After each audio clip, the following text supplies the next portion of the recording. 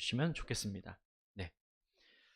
오늘 주신 하나님의 말씀 우리 함께 먼저 봉독하도록 합니다. 하나님의 말씀 신명기의 말씀이죠. 신명기 18장 21절과 22절 두 절의 말씀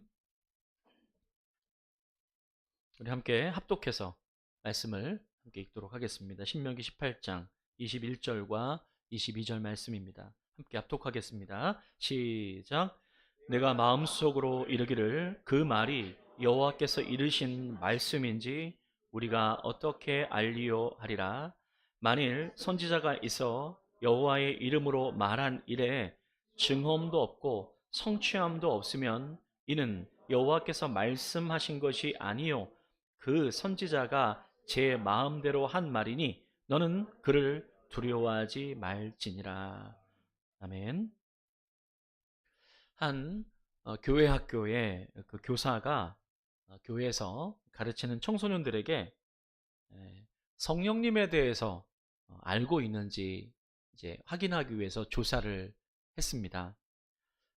모인 아이들에게 선생님께서 가장 먼저 이렇게 질문을 했어요. 성부 하나님을 믿는 사람 손 들어보세요 라고 이렇게 하자 많은 애들이 이렇게 성부 하나님 안다고 이렇게 손을 들었습니다. 이번에는 성자 예수님을 믿는 사람 손 들어보세요 이렇게 물어봤어요. 그랬더니 역시 많은 아이들이 이렇게 손을 들었습니다. 마지막으로 성령 하나님을 믿는 사람은 손을 들어보세요 라고 물어봅니다. 그러자 아무도 손을 들지 않습니다. 그때 한 아이가 이렇게 말했어요. 선생님, 오늘 성령님을 믿는 친구가 안 왔나 봐요. 네. 성령님에 대해서 전혀 모르고 있음을, 잘 모르고 있음을 보여주는 한 토막의 이야기입니다. 많은 사람들이 하나님을 알고 예수님을 알지만 성령님은 잘 모르는 것이 사실입니다. 심지어 기도할 때조차도 성령의 도우심을 느끼지 못합니다. 또 성령님에 대해서 잘못 알고 있는 경우도 참 많습니다. 심지어 성령에 대한 오해로 인해서 예수 믿는 신앙이 오히려 왜곡되고 나아가서 영혼까지도 망가지게 되는 그러한 일이 벌어지게 됩니다. 문제가 있어 보입니다. 아니, 성령님을 모르고 오해하는 것은 우리 신앙에 아주 매우 심각한 문제를 일으키게 되는 것입니다. 지난 주일은 부활주일이었습니다. 부활이 우리의 기쁨, 우리의 안에 지금 기쁨으로 자리 잡고 있는 것이 사실입니다. 부활은 우리에게 새로운 생명을 줍니다. 우리를 향하고 있었던 이 죽음의 그 칼끝인 사망 권세를 예수 그리스도께서 십자가 위에서 부셔버리셨습니다. 그래서 얻게 된 이 부활의 생명을 우리는 거듭난 생명이다 라고 그렇게 부릅니다. 그러니까 이제 우리는 다시 거듭 태어난 생명인 것입니다. 그럼 생명은 자라나야 됩니다. 생명은 머물러 있지 않고 성장해야 되는 것이죠. 그것은 바로 이 생명이 생명을 살릴 수 있기 때문에 그렇습니다. 예수님께서 부활하신 뒤에 어떤 모습을 보이셨을까? 주님께서는 부활하신 뒤에 이 땅에서 시간이 많이 남아있지 않으셨어요. 그러니까 하늘, 그러니까 곧 우리들이 가게 될 다른 차원의 그 세상을 준비하시기 위해서 그 하늘로 승천, 올라가셔야 했습니다. 그래서 예수님께서는 그 얼마 남지 않는 시간 속에서 제자들에게 나타나시죠. 그리고 그들에게 아주 가장 중요한 행동을 하십니다. 그것이 여러분 무엇이었을까요? 성경을 통해서 확인해 보자면 요한복음 20장 19절과 22절 말씀인데요. 이 두 절의 말씀을 통해서 예수님께서 가장 중요하게 하신 행동을 확인해 보고자 합니다. 두 절의 말씀을 함께 한번 읽어보도록 하죠. 함께 읽습니다. 시작. 곧 안식 후 첫날 저녁 때에 제자들이 유대인들을 두려워하여 모인 곳에 문들을 닫았더니 예수께서 오사 가운데에 서서 이르시되 너희에게 평강이 있을지어다. 이 말씀을 하시고 그들을 향하사 숨을 내쉬며 이르시되 성령을 받아라. 아멘. 새로운 부활의 생명을 얻게 된 제자들에게 가장 중요한 만남을 가지십니다. 그들에게 성령을 주십니다. 그리고 하늘로 올라가십니다. 예수님께서 그토록 이 소중한 이 마지막 시간에 왜 성령을 주셨을까요? 성령님은 우리가 예수 그리스도께서 가신 그 길을 따라갈 수 있도록 도와주시기 위해서 오신 하나님의 영이기 때문에 그렇습니다. 우리는 성령님의 인도와 보호 아래 있어야 비로소 우리가 하나님 안에, 예수님 안에 있게 됩니다. 하나님을 알고 예수님을 알아도 성령님의 인도하심 안에 있지 않게 되면 그럼 우리는 여전히 세상에 있는 것과 같습니다. 하나님을 믿고 교회를 다니고 있음에도 만일 내가 여전히 두렵고 걱정이 밀려오고 삶의 의미를 찾을 수 없어서 공허하다라고 한다면 우리는 성령님을 잊어버리고 살고 있음을 깨달아야 합니다. 지난 한 주간 저는 문제는 좀 다르지만 아픔의 모습은 동일한 분들을 제가 지난 한 주간 동안 만나게 되었어요. 이분들이 특별히 그 한 분은 겪고 있는 아픔은 신체적인 문제가 아니었습니다. 아무리 검진을 해도, 건강검진을 해도 이상이 없었어요. 그런데도 제어할 수 없는 두려움이 그를 잠들지 못하게 합니다. 온 몸이 초긴장 상태가 되어서 정상적인 생활을 하지 못하게 하는 것이죠. 극도의 불안과 두려움은 점점 심해지고 그런 상태의 마지막은 극단적인 생각으로 그를 치닫게 하는 것이었습니다. 나이가 어린 한 학생도 제가 만나게 되었는데요. 이 학생은 견딜 수 없는 불안으로 인해서 심신이 많이 지쳐있는 그런 상태의 아이였어요. 약으로 간신히 버티고 있었습니다. 저랑 이렇게 대화를 하면서 얼굴은 웃고 있었지만 그 눈에 슬픔은 감출 수 없어 보였습니다. 얼마나 많이 힘들었을까. 대화를 마치고 엄마의 부축을 받으면서 아무런 힘없이 돌아가는 그 아이의 뒷모습을 바라보면서 그러면서 한 가지 의문을 가지고 기도하게 되었습니다.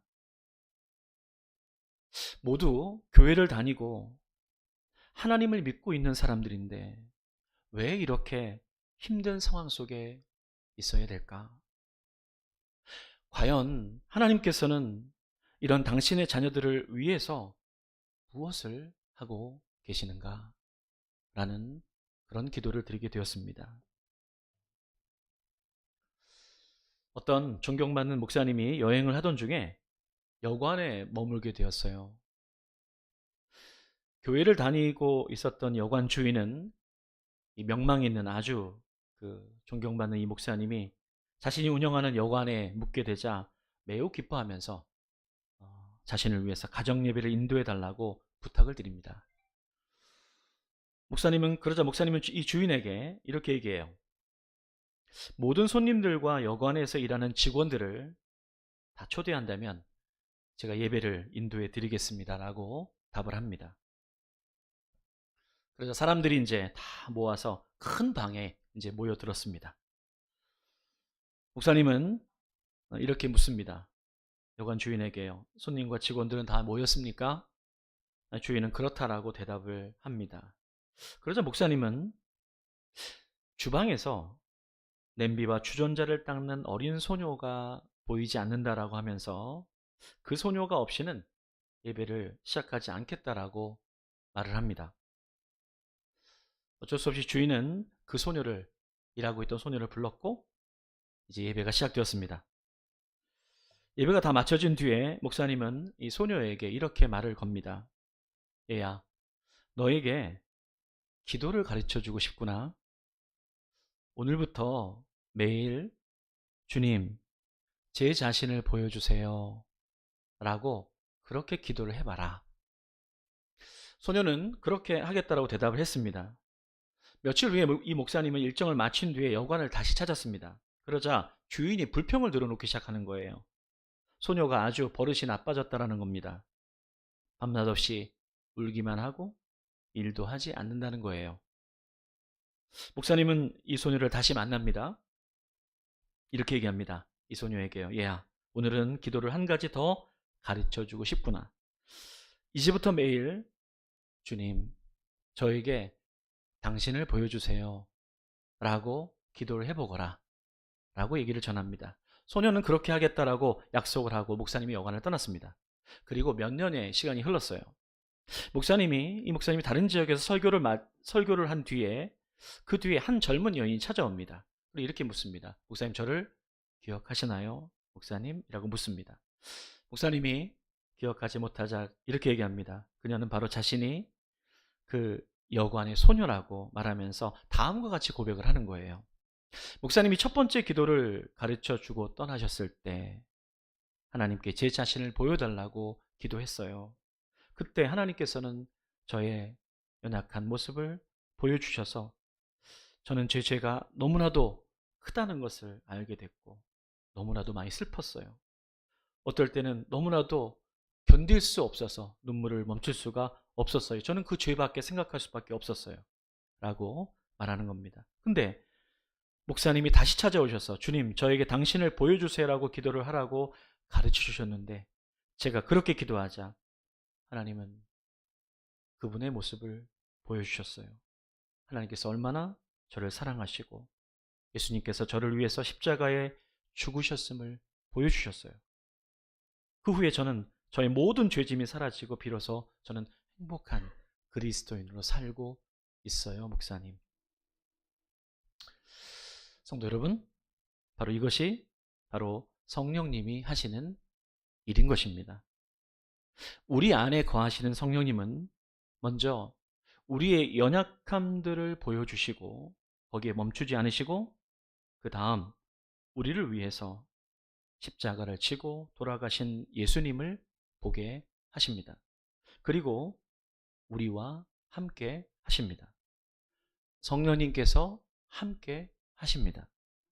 그것도 영원히 함께 하십니다. 어떻게 해요? 그 약속을 이렇게 말씀하고 있죠. 마태복음 28장 20절은 마태복음의 마지막 구절이죠. 이렇게 우리에게 약속해 주십니다. 함께 말씀을 읽어보도록 하죠. 함께 읽습니다. 시작. 볼지어다 내가 세상 끝날까지 너희와 항상 함께 있으리라 하시니라. 아멘. 예수님의 마지막 말씀입니다. 함께 있겠다는 것입니다.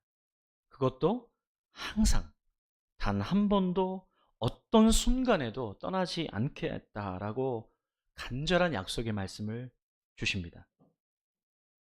성령님은 언제나 우리와 함께 이렇게 계시는데 안타깝게도 많은 하나님의 자녀들에게 성령님이 잊혀지고 있다는 사실이에요. 그리고 어떤 이들에게는 성령님에 대한 오해가 진정한 성령님과 동행하지 못하게 되는 일들까지도 벌어지게 된다는 것입니다. 여러분, 그렇다면 우리와 함께 하시는 성령님은 누구십니까?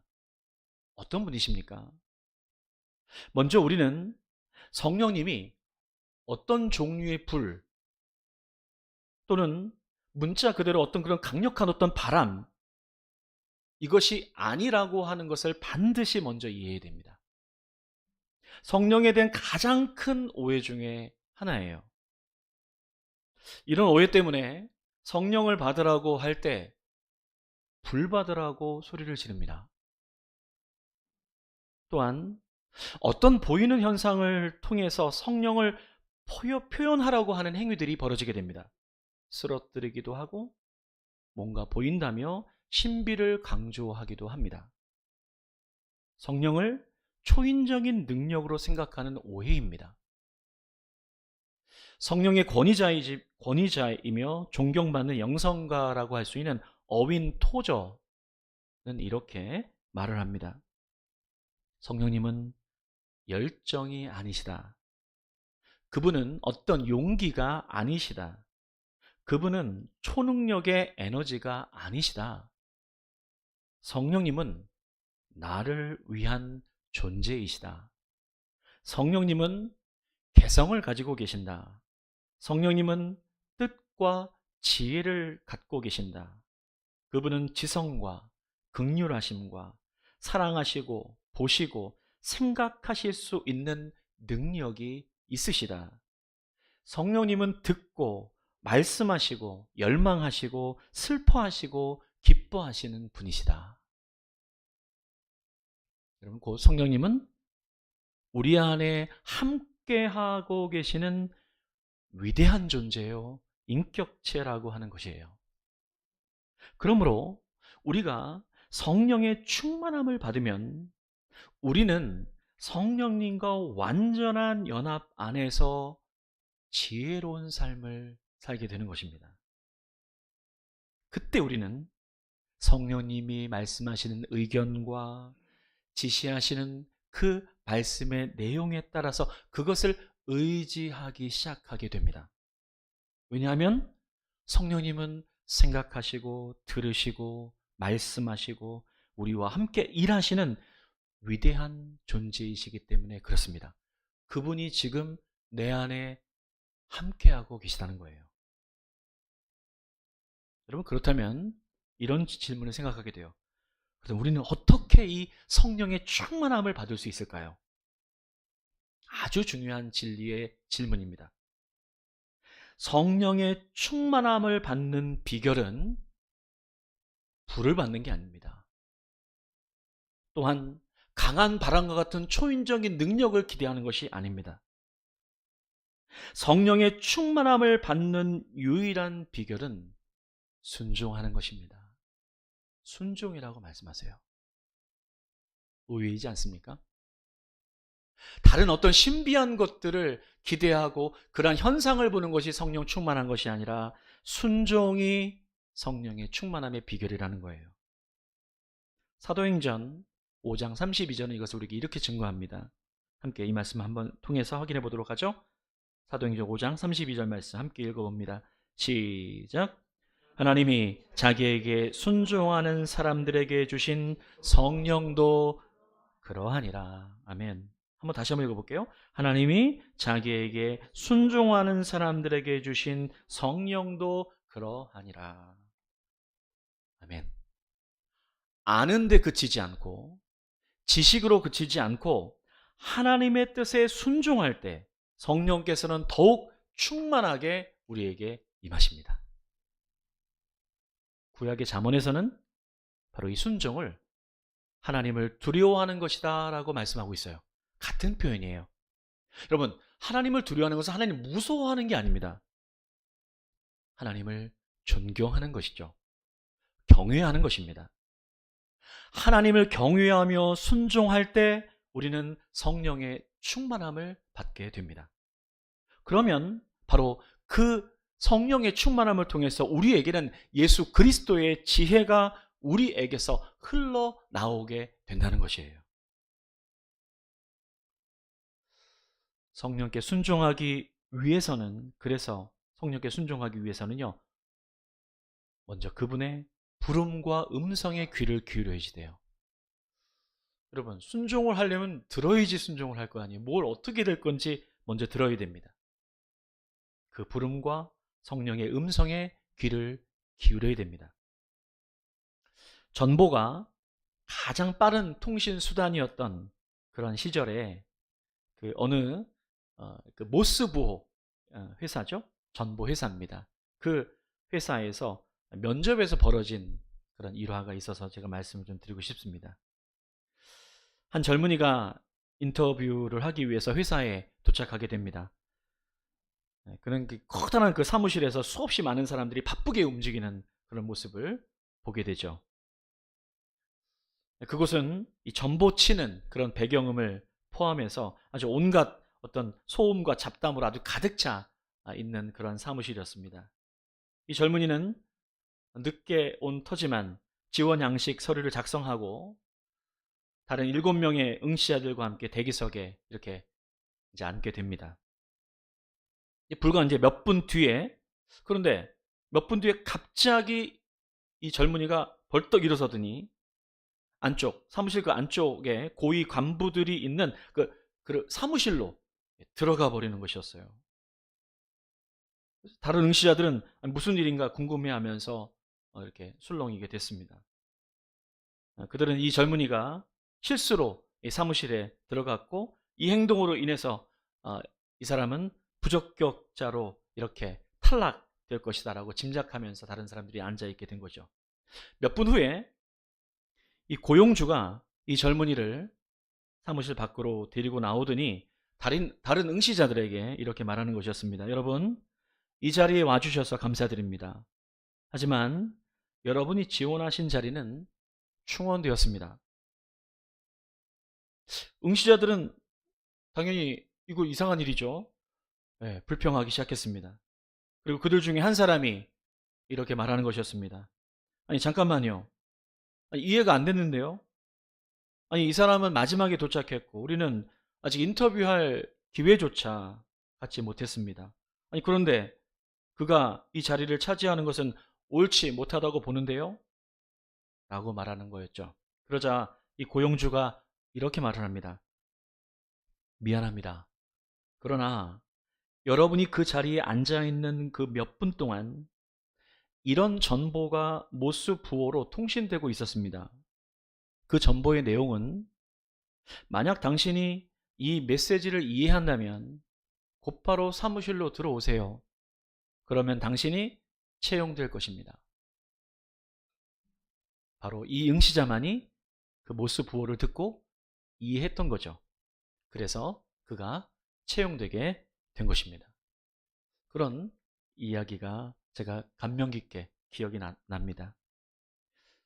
바로 그 이야기를 들을 수 있는, 그 음성을 들을 수 있는 사람, 그 사람이 하나님의 뜻에 제대로 순종할 수 있는 사람인 것을 간접적으로 우리에게 알려주는 이야기가 되는 것이죠. 여러분, 우리 안에 성령님이 함께하고 계십니다. 우리 안에 계시는 성령님은 그냥 함께하고 계시는 것이 아니라 하나님의 사랑을 말씀하시고, 그리고 위로를 말씀하시고, 그리고 어떤 순간과 어떤 그 상태와 어떤 기회가 있을 때 우리에게 마치 모스 부호를 치듯이 우리에게 신호를 보내십니다. 말씀을 하신다는 거예요. 우리 모두에게 사실 끊임없이 메시지를 보내십니다. 하지만 소음과 잡담으로 가득 차 있는 이 세상 속에서 우리는 바쁘고 또 내가 좋아하는 그것을 선택하며 살아가기에 결국 성령님의 그 음성을, 그 부름을 듣지 못하게 된다는 것입니다. 성령의 음성을 듣지 못하게 되면 우리는 성령으로 충만한 삶을 살기가 어렵게 됩니다. 그리고 우리의 삶 속에 계속해서 벌어지고 있는 두려움과 염려와 걱정과 불안과 우리의 미래에 대한 이 수많은 세상에서 들려오는 이 소리 속에서 우리는 견딜 수 없어 하게 될 수밖에 없다는 것이죠. 그리고 어떠한 것을 행한다 할지라도 세상은 우리를 반대하기 시작합니다. 그것은 잘못됐다라고 계속해서 우리에게 윽박지르기도 하고요. 계속해서 우리에게 반대의 그 소리들을, 성령의 소리와 다른 소리들을 보내게 된다는 것입니다. 오늘 이 주일에 함께 말씀을 나누기 위한 성경의 본문은 신명기의 말씀이었죠. 오늘 신명기의 말씀은 우리에게 이것을 이렇게 질문하고 있어요. 함께 이 오늘 본문의 말씀을 다시 한번 읽어보면서 함께 말씀을 묵상하고자 합니다. 신명기 18장 21절과 22절 이 말씀을 함께 다시 한번 읽어보도록 하죠. 함께 말씀 읽어봅니다. 함께 읽죠. 시작. 내가 마음속으로 이르기를 그 말이 여호와께서 이르신 말씀인지 우리가 어떻게 알리요 하리라.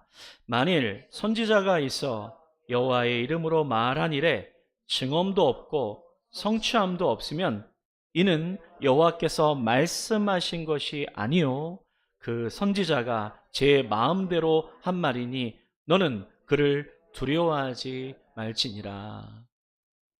여러분, 우리는 세상의 소리를 들으면 많이 두렵죠. 세상의 소리를 들으면 걱정과 염려가 밀려옵니다. 그런데요, 성령의 소리는요, 평안입니다. 성령은 그 두려움과 걱정과 염려 속에서 신호를 계속 보내요. 그 반대하는 소리를, 세상에 반대하는 소리를 듣지 말라고 얘기합니다. 근데 들리는데 어떻게 해요? 이때 필요한 것이 하나님의 음성에 순종하는 것입니다. 하나님의 음성도 또 들려요. 그런데 우리는 듣기만 하고 순종하지 않기에 우리는 성령으로 충만하지 못하다는 것입니다. 성령을 듣게 되면 좋은 것이라기보다는 순종할 때 하나님께서 일하기 시작하십니다. 세상은 그것을 잘못됐다고 얘기합니다. 그렇게 하면 안 된다고 얘기합니다. 반대하기 시작합니다. 수많은 소리들이 들리기 시작해요. 그때 우리는 하나님의 그 음성, 가장 강력한 하나님의 그 말씀, 그 소리를 붙들고 순종하게 될 때, 그때서부터 우리는 이 땅에서 우리의 힘과 능력으로 해결할 수 없는 이 땅에서 하나님과 동행하는 실제적인 삶을 살아가게 된다는 것입니다. 위대한 존재인 성령께서 여러분, 저와 여러분의 이 안에 계시다는 것을 믿으시기를 주님의 이름으로 축복합니다. 그 주님이 여기에 계세요. 이 좁디 좁은 참으로 연약한 우리 안에 위대한 성령 하나님이 함께 하고 계시다는 것입니다. 이 진리를, 하나님의 이 음성을 듣고 그 신호에 반응하는 삶을 살았던 대표적인 성령의 사람이 있습니다. 그가 누구일까요? 그는 스데반이에요. 여러분 아시다시피 스데반은 복음을 전하다가 결국 세상의 돌에 맞아서 마지막 생을 마감한 그 이야기를 갖고 있는 하나님의 사람입니다.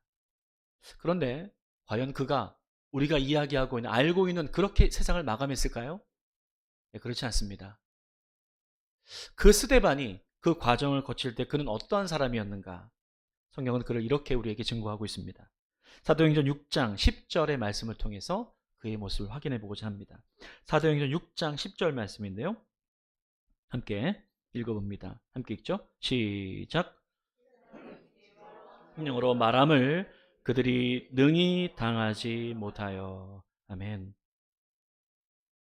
스데반에게 세상이 반대합니다. 사람들이 수많은 것들을 쏟아냅니다. 너는 틀렸고 너는 아무것도 아니고 그 예수의 복음은 거짓이요 가짜라고 그렇게 응징하죠. 그래서 스데반이 그들에게 그들과 똑같은 모습으로 나아가지 않습니다. 그들에게 말하기 시작하죠. 그런데 오늘 성경을 보게 되면 그가 스데반이 지혜와 성령으로 말하고 있다는 것을 보여주고 있습니다. 성령으로 그 사람들에게 나아가고 있다는 사실이죠. 그 성령으로 말하고 있는 그것이 어떻게 그 세상 사람들에게 다가섰을까요? 사도행전 6장 그 뒤에 15절 말씀은 이렇게 그의 마지막 모습을 보여줍니다. 15절 말씀, 그의 마지막 모습을 함께 한번 확인해 보죠. 함께 읽습니다. 시작. 공회 중에 앉은 사람들이 다 스데반을 주목하여 보니 그 얼굴이 천사의 얼굴과 같더라. 아멘. 세상에 반대하는 그 위협과 많은 것 속에 스데반에게 찾아볼 수 없는 것이 있습니다. 두려움을 찾아볼 수가 없어요. 불안을 찾아볼 수가 없습니다. 죽음 앞에 있는데, 돌이 날아오는데, 세상에 그 반대와 외로움이 충분히 있을 법한 그런 환경이 분명한데, 도대체 성경은 이 스데반의 마지막 모습을 어떻게 표현하고 있습니까? 그 얼굴이 천사의 얼굴과 같더라.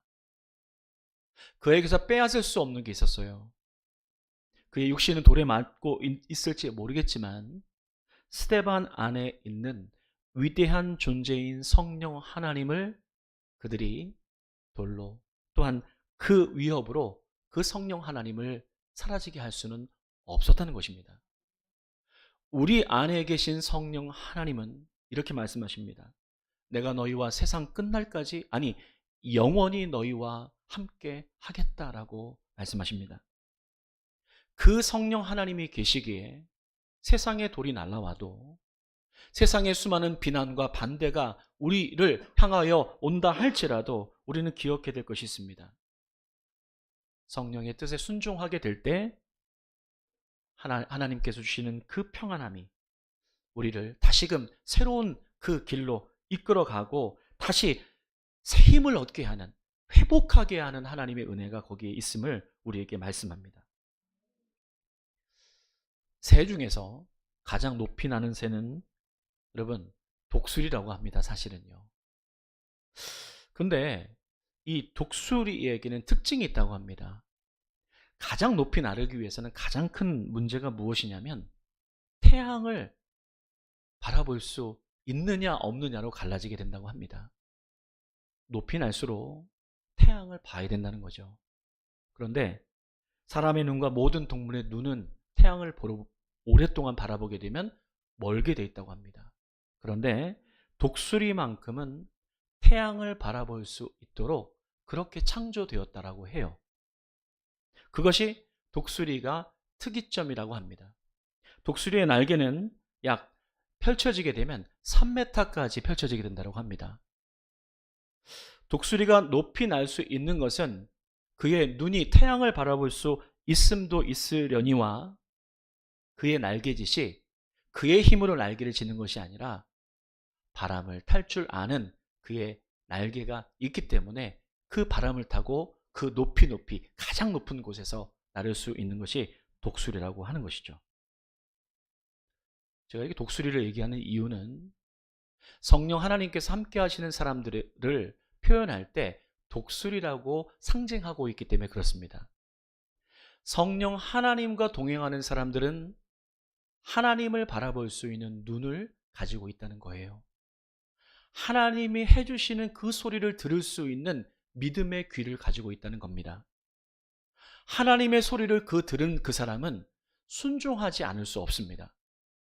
순종을 하게 되면 그 사람은 하나님께서 주시는 가장 평안함으로 그를 이끌어 가시겠다라고 하는 약속이 그에게 주어지게 됩니다. 이사야 40장 32절 말씀은 그래서 이렇게 우리에게 말씀하고 있는 거예요. 이사야 40장 31절 말씀 우리 함께 읽어보도록 합니다. 함께 읽죠? 시작. 오직 여호와를 앙망하는 자는 새 힘을 얻으리니 독수리가 날개치며 올라감 같을 것이요 다름박질하여도 곤비치 아니하겠고 걸어가도 피곤하지 아니하리로다. 아멘. 여호와를 앙망하는 자, 성령 하나님의 음성을 듣는 자를 의미하는 것입니다. 여호와를 바라보는 자, 여호와를 볼 수 있는 눈을 가진 자죠. 그는 새 힘을 얻습니다. 성령 하나님의 새 힘을 얻습니다. 그는 독수리 날개치며 올라가는 것은 그에게 주신 성령의 날개를 의미하는 것이죠. 여러분, 우리에게 한 가지 꼭 기억해야 될 것이 있습니다. 저와 여러분들에게 우리 안에 계신 성령 하나님의 그 존재는 이 땅을 살아가면서 성령의 날개가 있음을 다시 한번 알려주시는 거예요. 세상의 바람을 거슬러서 하나님의 그 바람을 타고 올라갈 수 있는 성령의 날개, 성령의 음성을 듣고 성령의 존재를 의지하는 그 사람에게 주어지는 하나님의 은혜인 것입니다. 그래서 우리들에게는 우리 안에 계신 위대한 한 분 성령님을 바라보고 의지하는 삶으로 나아가야 되는 삶이 있는 것이죠. 여러분, 아침에 눈을 뜰 때 여러분 무엇을 하십니까? 어떤 것을 하십니까? 사람마다 좀 다르겠죠? 세상으로 분주히 나아가기 전 여러분 우리는 가장 먼저 기억해야 될 것이 있습니다. 내 안에 한 분 성령께서 먼저 깨어 계시다는 것입니다. 아니요, 사실은요, 한 번도 주무신 적이 없으세요. 이스라엘의 하나님, 성령의 하나님은 졸지도 주무시지도 않으신다라고 하는 것은 너를 지키시고 너와 함께 하시고 너를 한 번도 잊지 않으셨고 내가 너를 실어버리지 아니하였고 내 생명을 내어주기까지 나의 가장 사랑하는 어여쁜 자라고 말씀하십니다. 여러분, 아침에 가장 눈을 떴을 때, 여러분, 그래서 오늘 설교의 제목이 뭘까요? 영어로 해볼까요? 굿모닝, 굿모닝 성령님. 영어보다 우리나라만 은혜가 되는 것 같습니다. 네, 우리 한번 인사해 보도록 하죠. 안녕하세요. 안녕하세요, 성령님. 오랜만에 인사하셔서 좀 그러신가요? 여러분, 아침에 눈을 뜰 때 이 땅에서 이제 한 날을 잘 마무리하고 눈을 감고 잠자리 들 때, 여러분, 우리 안에 있는 또 다른 위대한 존재가 함께 있다는 것을 꼭 기억해야 됩니다. 그분은 단 한 번도 두려워한 적이 없으세요. 단 한 번도 우리에게 염려를 주신 적이 없습니다. 단 한 번도 우리에게 행하지 못할 어려운 것들을 요구하신 적이 없으세요. 그래서 우리는 그분께 그분의 존재를 기억하고 기념하는 그러한 믿음이 우리에게 꼭 필요합니다. 저는 우리 믿음의 공동체, 변두리 공동체가 성령의 공동체가 되기를 소원합니다. 이 말씀은 순종하는 공동체를 의미하는 거예요. 아는 것에서 멈추지 않고 순종함으로 나아가게 될 때 성령께서 역사하시고 그 사람은 독수리 날개치듯 그 하나님의 세워두신 그 은혜의 그 길로 나아가게 될 것이다. 이것을 통해서 죽어있는 그들이 생명으로 회복되는 그 일들이 저희 공동체를 통해서 성령의 공동체를 통해서 이루어지게 될 줄 믿습니다. 아침마다 잠들 때 언제든지 어디서든지 성령님을 찾고 의지하고 그분의 음성을 듣고 나아가는, 하나님의 음성을 듣고 나아가는 저와 여러분 되시기를 주님의 이름으로 축복합니다. 기도하겠습니다. 내가 매일 기쁘게 순례할 수 있는 길은 주의 영이 함께 하시기 때문입니다. 성령이 계시기 때문입니다. 좁은 길을 걸어갈 것이고 또 세상의 반대에 부딪히게 될 것이고 나의 욕망 속에서 나는 또 힘들어하고 있을지 모르겠지만 그러나 다시 날개를 펴니다. 성령의 날개를 펴니다. 주님, 저희들에게는 하나님을 볼 수 있는 눈을 주셨습니다. 믿음을 주셨습니다. 주님, 그래서 눈을 들어 주님을 바라봅니다. 그래서 내 힘이 아니라 성령의 은혜로 위대하신 성령 하나님을 바라보며 성령께서 말씀하시는 대로 순종하며 나아가게 될 때 주님, 저희들의 삶 속에 생명이 회복되고 우리의 삶 속에 영원한 주님의 그 약속을 이루어가는 삶을 살 수 있도록 은혜를 더하여 주시옵소서. 어두운 밤이 지나고 무거운 모든 것들이 벗겨지게 될 때 할렐루야를 외치며 주님과 기쁨의 찬양을 올려드릴 수 있는 예배가 회복되게 해주시고 우리의 삶 속에 진정한 하나님의 예배와 회복이, 치유가, 은혜가 있기를 소원하오니 주님 인도하여 주옵소서. 영광 돌려드리며 예수 그리스도의 이름으로 축복하며 기도드리옵나이다. 네. 아멘. 다 같이 일어나셔서 우리 함께